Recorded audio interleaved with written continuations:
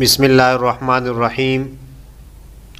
حضرت مولانا امین اکاڑوی رحمہ اللہ، ان کی کتاب تجلیات الصفدر میں جلد نمبر 6 صفحہ 314 پر ایک واقعہ ہے ایک ذمہ دار اہل حدیث کا،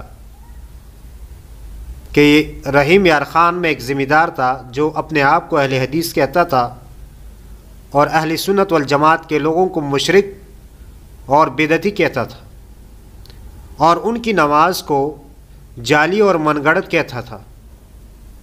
تو ایک دفعہ وہاں مولانا عبدالغنی صاحب جو جامعہ قادریہ کے مدرس تھے وہاں تشریف لائے اور چودھری صاحب بھی پہنچ گئے۔ تو مولانا صاحب نے ان سے کہا کہ آپ یہ بتائیں کہ آپ کا جو دین ہے وہ مکمل ہے یا 2 3 4 مسائل کے اندر محدود ہے؟ اس نے کہا بھئی مکمل ہے، الیوم اکملت لکم دینکم۔ تو حضرت نے کہا یقیناً پھر تو نماز جو ہے وہ اس کا ہر مسئلہ قرآن و حدیث سے ثابت ہے۔ اس نے کہا ہاں۔ تو پھر حضرت نے کہا ایسا کرتے ہیں ترجمے والا قرآن رکھتے ہیں اور ترجمے والی بخاری شریف بھی رکھ لیں گے اور آپ ہمیں مکمل نماز کا طریقہ اس سے دکھائیں گے۔ اس نے کہا بالکل، لیکن ٹائم جو رکھا وہ 2 3 4 دن کے بعد کا، کہ میں اور لکھ کر دیا کہ میں نماز کا پورا طریقہ قرآن و حدیث سے ثابت کروں گا۔ اب یہ اپنے ایک مولوی کے پاس جاتا اور اس سے کہتا اور اس کو تحریر دکھاتا، وہ آگے سے غصہ ہوتے، لڑنے کے لیے تیار ہوتے کہ آپ نے یہ کیوں لکھ کر دیا ہے، ہمارا دین تو 2 3 مسائل کے اندر محدود ہے اور اس سے آگے نہیں بڑھتا۔ کرتے یہ کبھی ایک مولوی کے پاس کبھی دوسرے مولوی کے پاس، اور آخر مولوی محمد یحییٰ خطیب مرکزی جامع مسجد مبارک رحیم یار خان کے جو خطیب تھے اس کو زبردستی لے آیا۔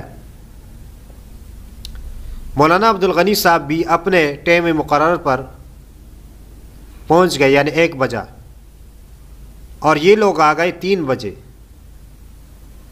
اور پھر عصر کی نماز پڑھی سنی امام کے پیچھے، لیکن انہوں نے نماز دوبارہ دہرائی۔ اب سوال یہ ہے کہ پہلی نماز جب نہیں ہوئی تو کیوں پڑھی، اور یہ کہ دوبارہ کیوں دہرائی، یہ کس حدیث سے ثابت ہے؟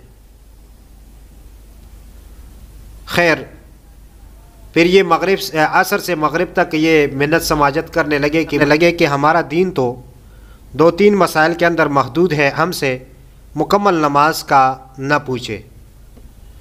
بالآخر مغرب کے بعد یہ تیار ہوا اور انہوں نے کہا کہ چلو شروع کرتے ہیں، اور تکبیر تحریمہ سے ثابت کریں گے۔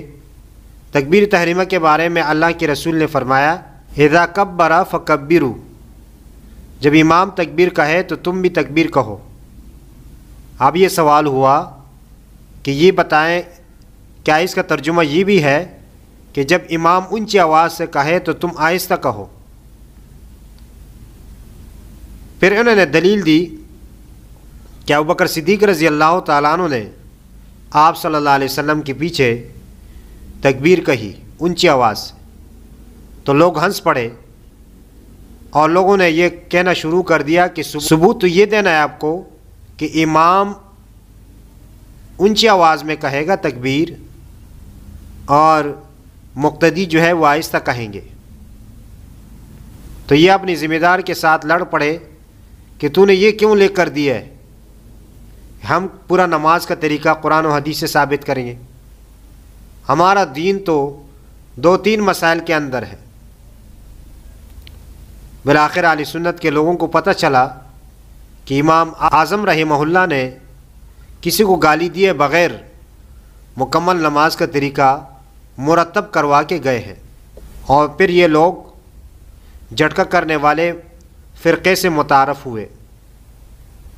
پہلے تو یہ وہاں پر کہتے تھے کہ گھوڑے سے قربانی کی جا سکتی ہے، پہلے لوگ ان کو گھوڑا گروپ کہتے تھے، اور اب ان کا نام جو ہے وہ جھٹکا کرنے والے فرقے سے متعارف ہے۔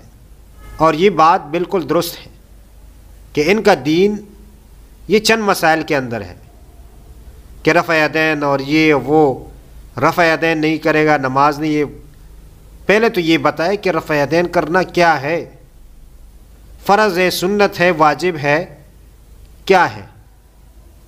اللہ تعالی ہمیں صحیح بات سمجھنے اور اس پر عمل کرنے کی توفیق عطا فرمائے۔ وما علینا الا البلاغ المبین۔